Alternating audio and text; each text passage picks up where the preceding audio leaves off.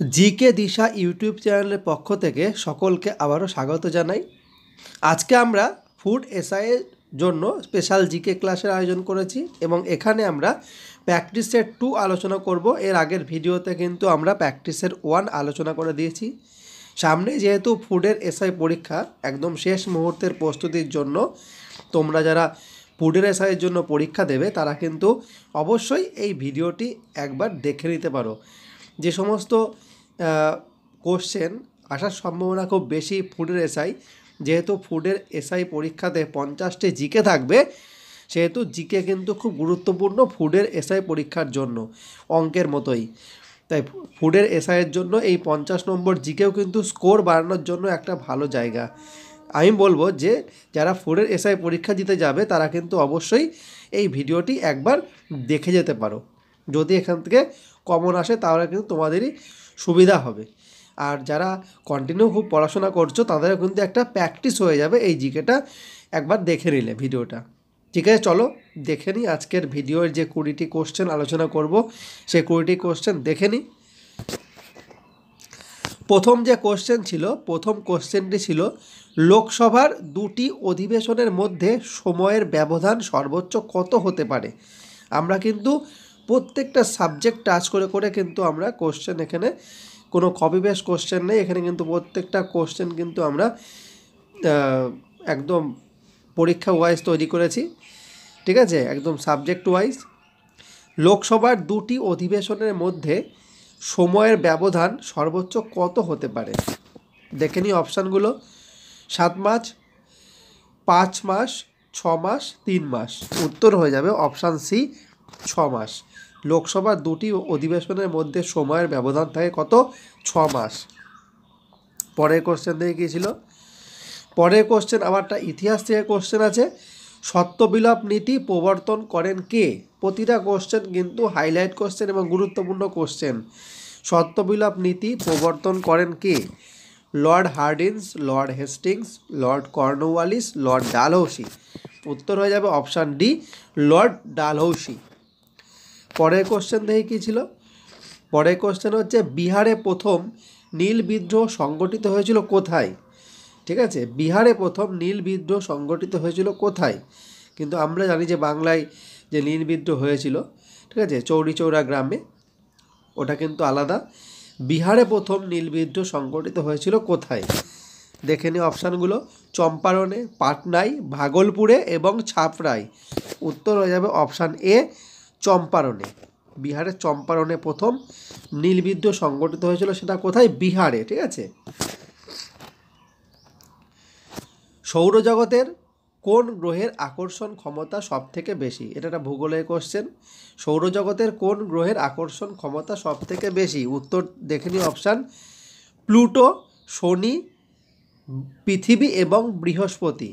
উত্তর দেখে নিই কী হবে? উত্তর হবে অপশান ডি, বৃহস্পতি। যেহেতু বৃহস্পতি গ্রহটি সবথেকে সৌরজগতের মধ্যে বৃহৎ গ্রহ, ঠিক আছে, তাই এর আকর্ষণ ক্ষমতাও বেশি। পরের কোশ্চেন দেখি কী ছিল? শব্দের গতি দ্রুত হয় কোথায়? এটা কিন্তু আবার একটা বিজ্ঞানের কোশ্চেন, সায়েন্সের কোশ্চেন চলে এসছে। শব্দের গতি দ্রুত কোথায়? প্রতিটা কোশ্চেন কিন্তু গুরুত্বপূর্ণ কোশ্চেন। বাতাসে, জলে, বায়ুশূন্য স্থানে, ইস্পাতে। উত্তর হয়ে যাবে অপশান ডি, ইস্পাতে। শব্দের গতি সবচেয়ে দ্রুত হয় কোথায়? ইস্পাতে। পরের কোশ্চেন দেখে কী ছিল? পরের কোশ্চেন আবার বিজ্ঞান থেকে একটা কোশ্চেন। কোন গ্যাসকে আগে ফায়ার এয়ার বলা হতো? কোন গ্যাসকে আগে ফায়ার এয়ার বলা হতো? অপশান দেখি কী ছিল? Oxygen, nitrogen, carbon die oxide এবং কোনোটি নয়। উত্তর হয়ে যাবে অপশান এ, অক্সিজেন। কোন গ্যাসকে আগে ফায়ার এয়ার বলা হতো? সেটা হলো অক্সিজেন।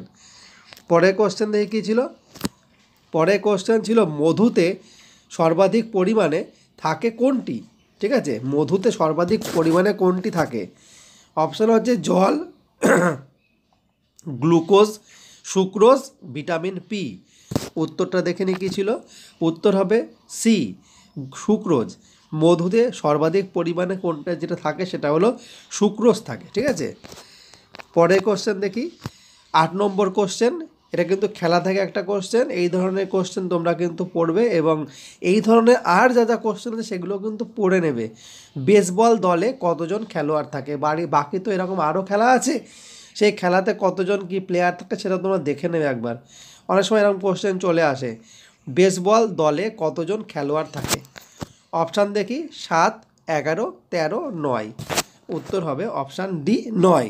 বেসবল দলে কতজন খেলোয়াড় থাকে? 9 জনা খেলোয়াড় থাকে। পরের কোশ্চেন, আমাশয় কি ঘটিত রোগ? আমাশয় যে রোগটা আছে সেটা কি ঘটিত রোগ? অপশান দেখি, ভাইরাস ঘটিত রোগ, ব্যাকটেরিয়া, প্রোটোজোয়া না ছত্রাক? আমাশয় কিন্তু অপশান সি। কিন্তু আমাশয় রোগের যে প্রোটোজোয়া সেটা কিন্তু নাম অ্যান্টামিবা হিস্টোলাইটিকা, ঠিক আছে। আমাশয় কি ঘটিত রোগ? সেটা হলো অপশান সি, প্রোটোজোয়া ঘটিত রোগ। এরকম কিন্তু বিভিন্ন কোশ্চেন আসে, কোনটা কি ঘটিত রোগ একবার দেখে নেবে এটা, ঠিক আছে। পরের কোশ্চেন অর্থাৎ 10 নম্বর কোশ্চেন, প্রথম অস্কার জয়ী ভারতীয় কে? প্রথম কোন ভারতীয় অস্কার জয় করেছিলেন? অপশান দেখে কী ছিল? সত্যজিৎ রায়, শোভনা সমর্থ, ভানু আথাইয়া, এ আর রহমান। উত্তর দেখে নিই। উত্তর হচ্ছে অপশান সি, ভানু আথাইয়া। প্রথম অস্কার জয়ী ভারতীয় হচ্ছে ভানু আথাইয়া, ঠিক আছে। ইনি কিন্তু গান্ধী সিনেমার কস্টিউম ডিজাইনার ছিলেন। পরেরটা দেখি, 11 নম্বর কোশ্চেন বলছে, অরণ্যের অধিকার কার লেখা? খুব গুরুত্বপূর্ণ, অরণ্যের অধিকার কার লেখা? মহাশ্বেতা দেবী, অপরূপা দেবী, মতি নন্দী এবং বিভূতিভূষণ বন্দ্যোপাধ্যায়। অরণ্যের অধিকার দেখে নিই অপশান। উত্তর হচ্ছে মহাশ্বেতা দেবী। অনেক সময় কিন্তু অরণ্যের অধিকার এবং আরণ্যক বলে একটা উপন্যাস আছে, এইটা ঘুলিয়ে যায়। অরণ্যের অধিকার হলো মহাশ্বেতা দেবী, আর আরণ্যক যদি দেয় তখন কিন্তু বিভূতিভূষণ বন্দ্যোপাধ্যায় হবে, ঠিক আছে। 12 নম্বর কোশ্চেন বলছে, মৌমাছি নামে কোন সাহিত্যিক লিখতেন? বিভিন্ন ছদ্মনাম, ঠিক আছে। সেখান থেকে একটা কোশ্চেন দেওয়া হয়েছে, এরম কোশ্চেন কিন্তু আসে অনেক সময়, তো তোমরা অন্যান্য ছদ্মনামগুলো একবার দেখে নেবে। মৌমাছি নামে কোন সাহিত্যিক লিখতেন? অপশান এতে আছে বিমল ঘোষ, অখিল নিয়োগী, অন্নদা শঙ্কর রায়, সুবোধ ঘোষ। উত্তর হয়ে যাবে অপশান এ, বিমল ঘোষ। মৌমাছি নামে কোন সাহিত্যিক লিখতেন? সেটা হলো অপশান এ, বিমল ঘোষ। পরের কোশ্চেন অর্থাৎ 13 নম্বর কোশ্চেন ছিল, রক্তের উৎস ও প্রকৃতি নিয়ে বিজ্ঞানের যে শাখায় আলোচনা করা হয়। এটাও খুব গুরুত্বপূর্ণ কোশ্চেন, ঠিক আছে। বিভিন্ন শাখা, বিভিন্ন লজি, ঠিক আছে, পরীক্ষায় আসে এগুলো। রক্তের উৎস এবং প্রকৃতি নিয়ে বিজ্ঞানের যে শাখায় আলোচনা করা হয় সেটা কি? হেপাটোলজি, হিস্টোলজি, হলোগ্রাফি এবং হেমাটোলজি। উত্তর হয়ে যাবে অপশান ডি, হেমাটোলজি। সাধারণত জিকে 50টা কোশ্চেন থাকবে, তার মানে হিউজ পরিমাণে জিকে তোমাদের পড়তে হবে, ঠিক আছে। তা যে যে টপিকগুলো থেকে আমি কোশ্চেন তুলছি সেই টপিকগুলো কিন্তু প্রত্যেকটা তোমরা কমপ্লিট করবে, তাহলে আশা করা যায় তোমরা অনেক কোশ্চেন কিন্তু কমন পেয়ে যাবে। আমরা কিন্তু প্রতিটা টপিক ওয়াইজ কোশ্চেন করেছি, তো তোমরা টপিকগুলো কিন্তু প্রতিটা ফলো করবে, ঠিক আছে। পরের কোশ্চেন দেখে কী ছিল? পরের কোশ্চেন হলো 14 নম্বর কোশ্চেন, জয় জওয়ান জয় কিষাণ উদ্ধৃতিটি কার? এরকম উদ্ধৃতিকে তুলে দেয় একটা পরীক্ষায়, এই উদ্ধৃতি কার, ওই উদ্ধৃতিটি কার, ঠিক আছে। এটা কিন্তু পরীক্ষায় আসে এরকম, ঠিক আছে। জয় জওয়ান জয় কিষাণ উদ্ধৃতিটি কার? দেখি অপশান, মৌলানা আজাদ, রাজা গোপালাচারী, লাল বাহাদুর শাস্ত্রী, আচার্য বিনোবা ভাবে। উত্তর হয়ে যাবে অপশান সি, লাল বাহাদুর শাস্ত্রী। জয় জওয়ান জয় কিষাণ উদ্ধৃতিটি করেছিলেন লাল বাহাদুর শাস্ত্রী হবে। পরের কোশ্চেনটা দেখি কী ছিল? পরের কোশ্চেন অর্থাৎ 15 নম্বর কোশ্চেন ছিল, এইটাও কিন্তু একটা খুব গুরুত্বপূর্ণ টপিক। বলছে মোনালিসা চিত্রটি কে এঁকেছেন? এটা একটা আলাদা টপিক, এখান থেকে বিভিন্ন কোশ্চেন আসে।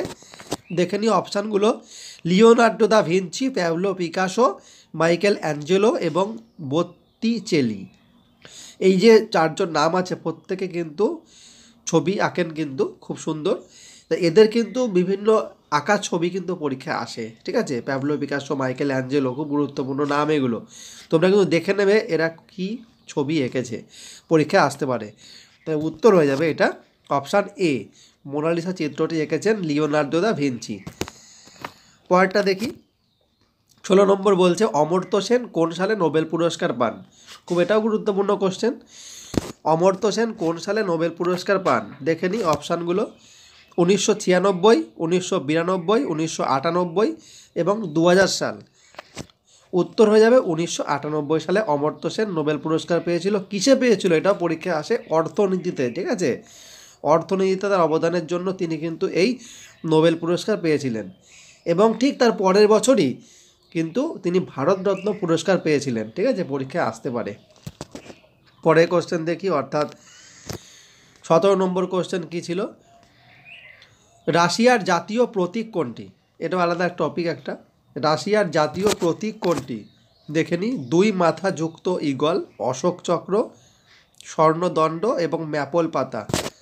উত্তর হয়ে যাবে অপশান এ, 2 মাথা যুক্ত ঈগল। খুব গুরুত্বপূর্ণ কোশ্চেন। পরের কোশ্চেন দেখে কী ছিল? পরের কোশ্চেন অর্থাৎ 18 নম্বর কোশ্চেন ছিল বিশ্ব প্রতিবন্ধী দিবস কবে পালিত হয়? খুব গুরুত্বপূর্ণ কোশ্চেন এটা।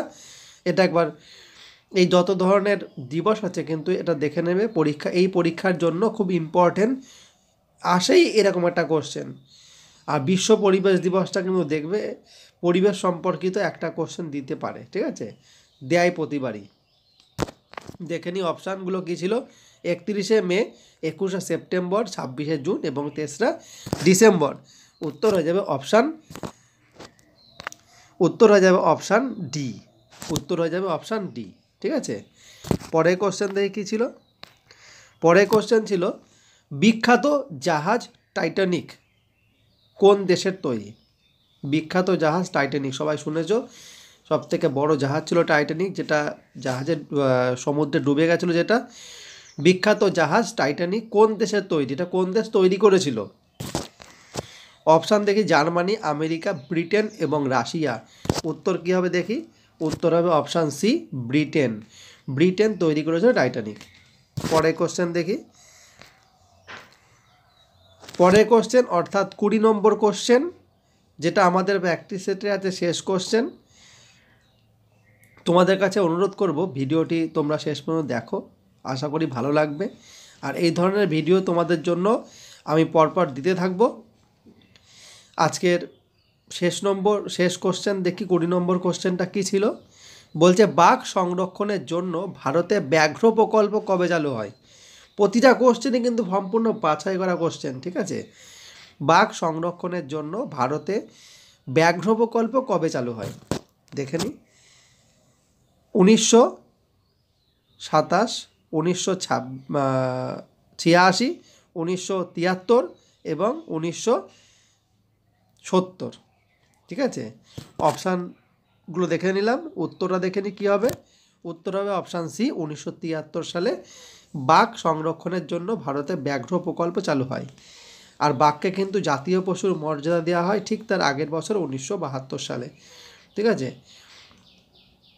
যাই হোক, আজকের ফুড এসআইয়ের জন্য সম্ভাব্য যে পরীক্ষা রয়েছে, খুব অল্প দিনই হাতে সময় রয়েছে আমাদের। সেই অল্প সময়ের মধ্যে তোমাদের কিছু সাজেশন টাইপ কোশ্চেন প্র্যাকটিস করার জন্য দিতে থাকছি।